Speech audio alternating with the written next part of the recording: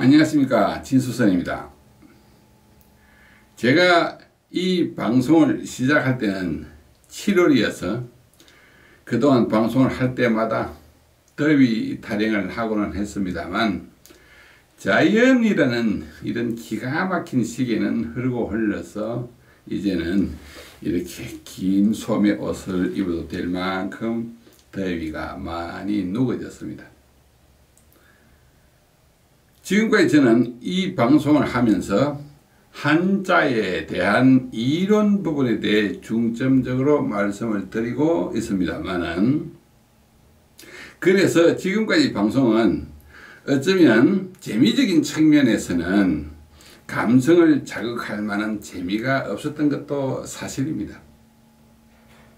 그러나 스포츠 경기를 우리가 볼 때에 경기의 규칙을 알고 보아야 이해도 쉽고 더 재미있게 볼 수 있습니다. 운전도 그렇습니다.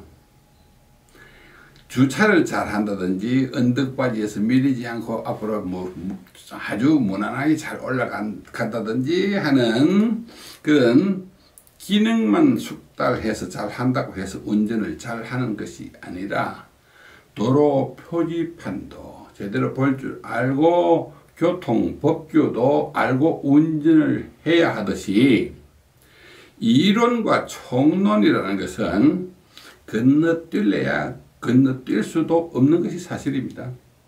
따라서 어떤 이야기는 그 속에 숨어 있는 곡절을 공감하고 나서야, 그래야 더 절실한 것을 우리는 속에 담을 수도 있을 것입니다.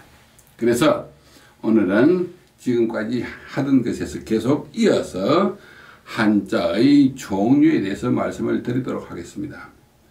흔히들 한자는 생긴 모양이 한글이나 영어하고 달라서 모든 한자 글자는 다 똑같은 한자 글자가 아닌가 하고 이렇게 생각을 할 수도 있겠지만, 한자는 만들어진 요리에 따라서는 그 종류를 나누고 있습니다. 그 종류는 상형문자, 지사문자, 회의문자, 형성문자, 전주문자, 가차문자와 같이 6가지 종류로 나눕니다. 그것을 우리는 육서라고 이야기를 합니다. 한자 글자 공부를 하는 데 있어서 어떤 글자가 무슨 글자인지를 굳이 알고 모르는 큰 차이가 있을 수 없다고 생각할지 몰라도, 기본적으로 이 개념은 알고 넘어가야 글자 공부하는 데 다소 도움이 됩니다. 간략하게 말씀을 드리겠습니다. 상형문자는 어떤 물체의 모양을 보고 만든 글자입니다. 가장 글자를 만들기 쉬운 방법이 어떤 형체를 보고 만드는 글자라고 이야기할 수 있죠. 해를 보고 날일자를 만들고, 달을 보고 달을자를 만들고, 나무 보고 나무 먹고, 불을 보고 불화자를 만들고, 산을 보고 매산자를 만든, 이런 것이 대표적으로 상형문자입니다. 그 다음에 지사문자라는 것이 있는데, 눈으로 볼 수 있는 것을 보고 만들기는 쉬운데, 눈으로는 볼 수는 없어도 글자를 만들어줘야 할 필요가 있을 경우에 생각을 정리를 한 글자를 우리는 지사문자라고 이야기를 합니다. 상형문자하고는 반대 개념이라고 볼 수 있겠죠. 생각을 정리해서 만든 글자로서 하나, 둘, 셋, 1, 2, 3 등 이런 것은 한 개, 두 개, 세 개라는 어떤 물체가 사실은 없죠. 그것을 관념을 생각을 정리해서 아무것도 없는 데서 표시 한 개 하면 한일, 표시 둘을 하면 두이, 표시 셋을 하면 석삼. 그 다음에 어떤 기준 위, 어떤 기준 아래, 그래서 위 상자, 아래 하자 같은 이런 글자가 위와 아래, 이것은 생각일 뿐이지 눈으로 보이는 물체가 아니죠. 그런 것을 지사문자라고 합니다. 그 다음 회의문자라고 이야기를 하는 회의문자가 있는데, 회의문자는 상형문자나 지사문자에서 만들어진 두 개 혹은 그 이상의 글자를 서로 붙여서 새로운 다른 소리와 새로운 다른 뜻을 만들어낸 글자를 말합니다.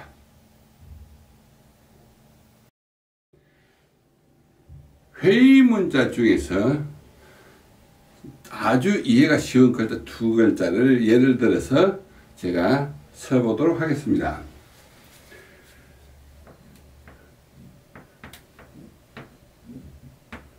날 일자하고 밝을 명자, 이 글자 같은 경우가 회의 문자입니다.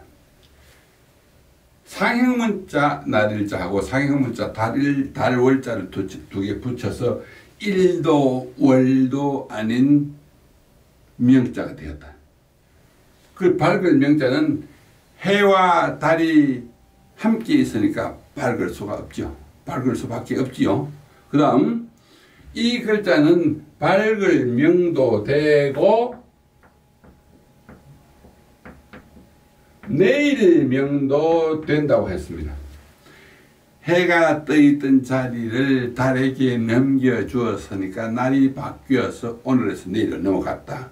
그래서 명일을 금명간 할 때 이 글자는 밝을 명자로 보면 안 되고 내일 명자를 보아야 한다. 또 해가 떠있던 자리를 달에게 자리를 넘겨주었으니까 넘길 명도 된다. 지난 시간에 제가 말씀을 드렸지만 가옥 명도 소송이라고 이야기할 때 이 글자를 쓰는데 이 글자를 넘길 명이라고 해석을 할 수 없다. 단순히 밝을 명이라고만 한다면 명도 소송하면 밝게 넘긴다 이 말이 안 되죠. 그래서 해와 달이 붙어서 밝을 명, 내일 명, 넘길 명 이런 새로운 다른 뜻과 소리를 나타내는 이런 글자 회의 문자입니다. 다음 여러분들 잘 알겠습니다만은 아내의 첫자입니다. 영어로는 wife. 이 글자는 크게 열십자 모양과 이 모양을 터진 가로왈이라고 이야기를 합니다. 다음에 계집녀 이 세 글자를 서로 붙여서 만든 글자입니다. 위에 있는 열십자 모양은 본래 열십자 두 개 모양인데 이것은 이렇게 생긴 것으로서 초두머리 풀초자 같은 경우 윗부분에서는 그래서 들판에 나 있는 풀 그 중에서도 풀로서 만든 빗자루란 이야기입니다. 그 다음 터진 가로왈 이 글자는 앞으로 많이 제가 설명을 자주 할 것입니다만은 이렇게 생긴 모양입니다. 이렇게 생긴 모양은 제 손을 보아 주십시오. 제 손, 이 손이 오른손입니다. 여기서 손가락 5개에서 이 부분을 생략을 하고 이렇게 만든 것으로서 이것은 여기에서 터진 가로왈자 이 글자는 한자에서 오른손을 이야기를 합니다. 물론 제일 밑에 있는 여자이죠. 이 글자 3개를 붙여서 해석을 하자면 오른손에 빗자루를 들고 가사 노동을 하는 사람, 집안 일을 하는 사람, 즉 우리 마누라, 아내 이런 이야기가 됩니다.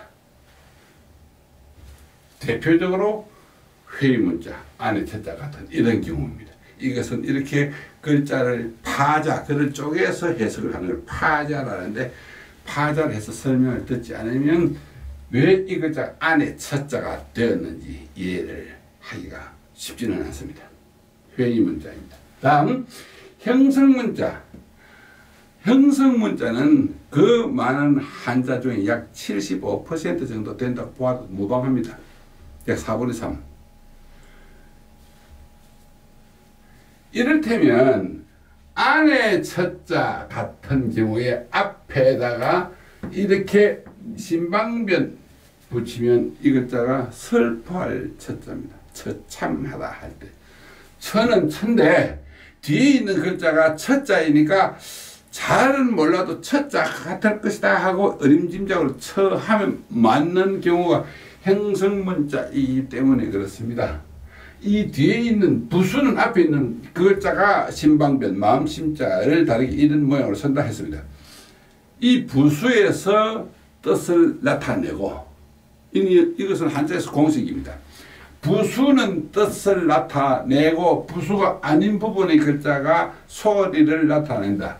즉 뒤에 있는 글자 안에 첫자이기 때문에 잘 몰라도 처하고 자신 없이 이야기해도 이 글자가 첫자인 것은 바로 이런 경우를 형성문자라고 이야기한다. 여러분들이 대충 어림짐작으로 뭐 잘 모르겠지만 이야기 읽어보았을 때 그 글자가 소리는 그 글자가 맞는 경우 그것이 형성문자입니다. 한자에서 이 글자가 제일 많습니다. 그 다음 전주문자는 한글로 썼습니다만 뜻을 한 바퀴 굴린다는 이야기입니다. 뜻을 한 바퀴 구른다는 뜻이죠. 그래서 어떤 글자를 이렇게도 해석을 하고 저렇게도 해석할 수 있는 부분이라 이렇게 이야기하면 크게 지나치지 않습니다. 절거울 낙자 같은 경우에 이쪽의 부분에 좀 크게 쓰겠습니다.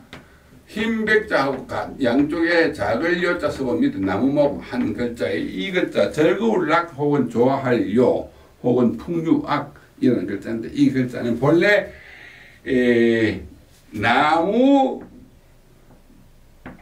된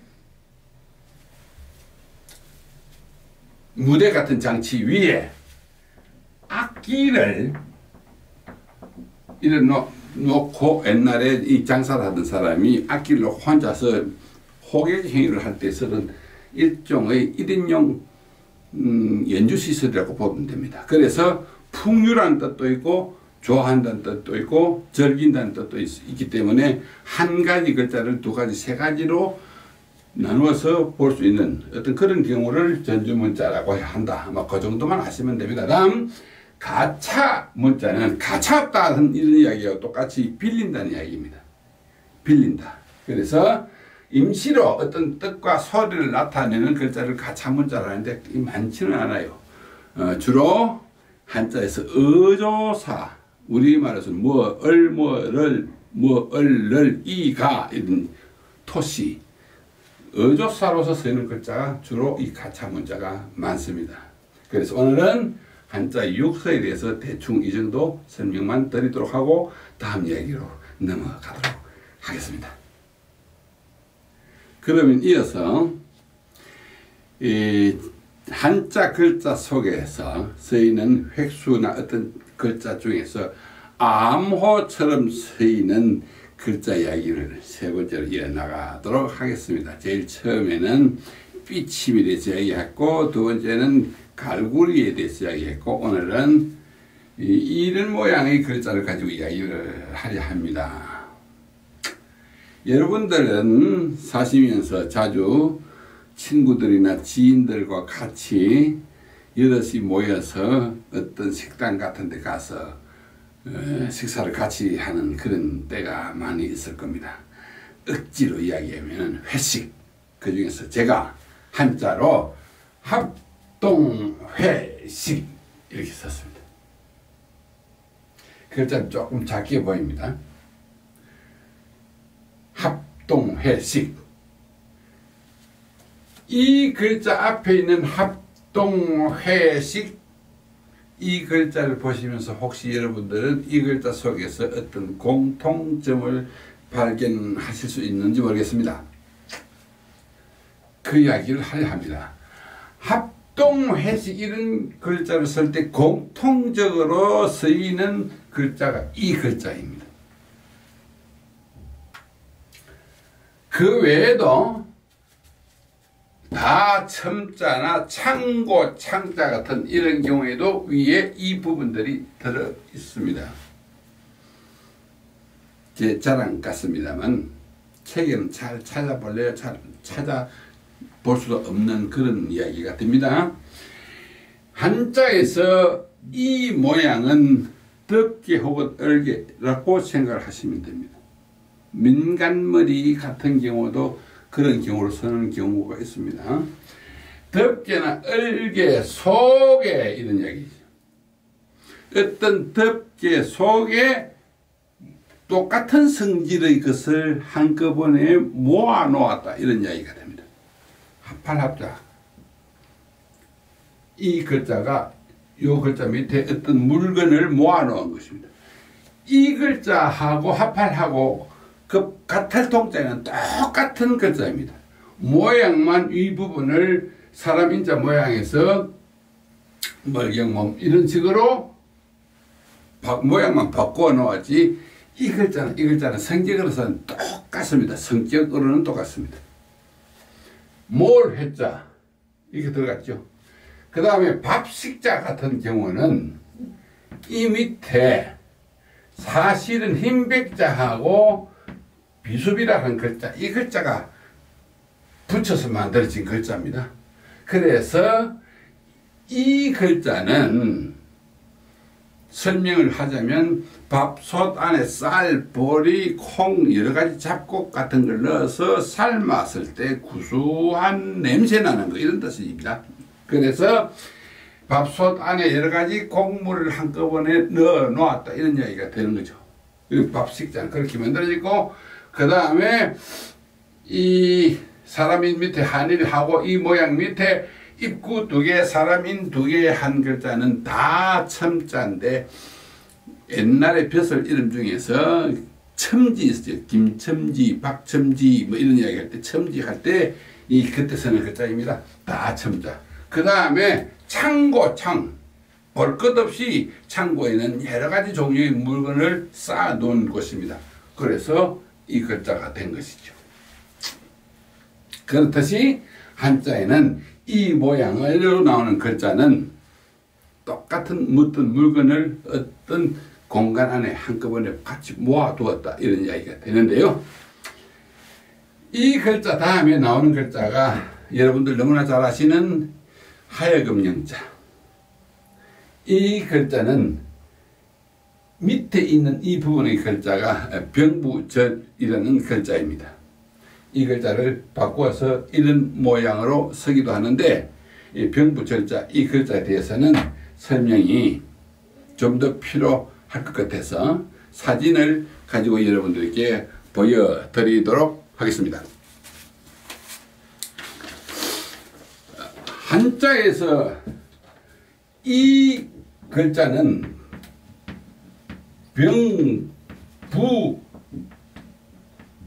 병부절이라고 하는데, 이 병부는 한자로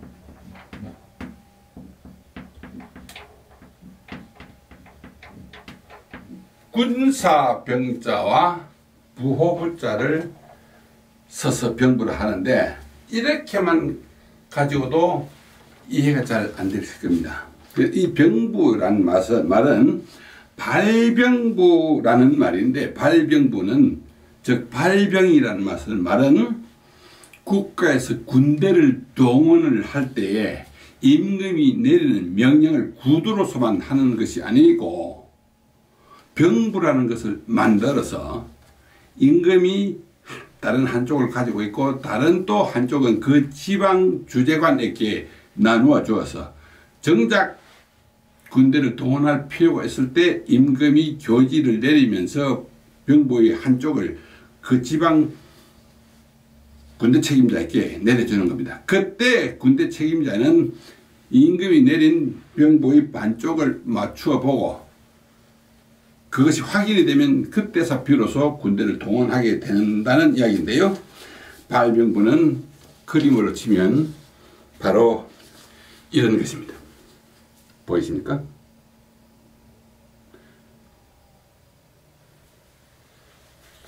이렇게 앞면에는 발병이라고 쓰고 뒷면에는 그 지방 이름을 씁니다. 이 병보는 그 창에서 발견된 것입니다. 뒤에는 그 창, 혹은 김해, 혹은 사천 등등으로 나오는데, 이순신 장군이 계셨던 한산도 제성당에서 발견된 병부는 이 병부입니다. 발병이라고 써 있습니다. 보십시오. 이 병부를 반으로 쪼개서 임금이 왼쪽 것을 갖고 있고 오른쪽 것은 그 지방 주재관이 가지고 있는데 맞추어서 맞으면 그때서 군대를 동원한다는 이야기인데, 따라서 군대를 동원한다는 이야기니까 명령 중에서 이거만큼 큰 명령은 없는 거죠. 그래서 구속영장이고 군대 소집한 징집영장입니다. 이 영장을 받아들고 군대 안 갈 수 없고, 구속영장은 영장 없이는 사람을 구속을 할 수 없죠. 그래서 이 명령에서 이 글자보다 더 추상 같은 글자는 없는데, 군대에서 장수가 돌격 앞으로 혹은 돌진하라 공격을 하라고 장수가 명령하는 것은 곧 임금이 내리는 명령과 같은 것이어서, 그래서 돌격기에 이렇게 서지요. 하위겸영자, 명령할 영자가 있습니다. 따라서 이 글자는 군대를 동원하라는 병부, 이 글자를 글자 속에 넣어가지고 임금의 명령이 그 속에 들어있다는 이야기, 이런 이야기가 됩니다. 지금까지 제가 여러 글자를 통해서 말씀드린 것과 같이 한자는 글자마다 들리는 암호 같은 이야기가 들어있어서 그 숨어있는 사연과 이치를 알고 공부를 하면 이해하기도 쉽고 쉽게 잘 까먹지도 않습니다. 따라서 어떤 글자를 응용을 해서 어휘를 만들었을 때 이치에도 맞고 합리적인 언어 구사를 우리는 할 수가 있습니다. 아무쪼록 제가 하는 이 방송을 통해서 드리는 이 이야기가 여러분께 도움이 되기를 바랍니다. 그래서 다시 한 번 더 말씀을 드리는데, 이 한자에 대한 암호 같은 이런 이야기는 제가 말씀드리기가 참 조심스럽습니다만, 이런 이야기는 쉽게 책에서는 찾아볼 수 없는 이야기가 됩니다. 제가 드리는 이 부분 이야기를 다시 한번 경청해 주시기 바랍니다. 이제 곧 추석 명절이 다가옵니다. 추석 때는 추석과 관계된 인문학적 이야기를 해드리도록 하겠습니다. 그동안까지 건강하십시오. 감사합니다.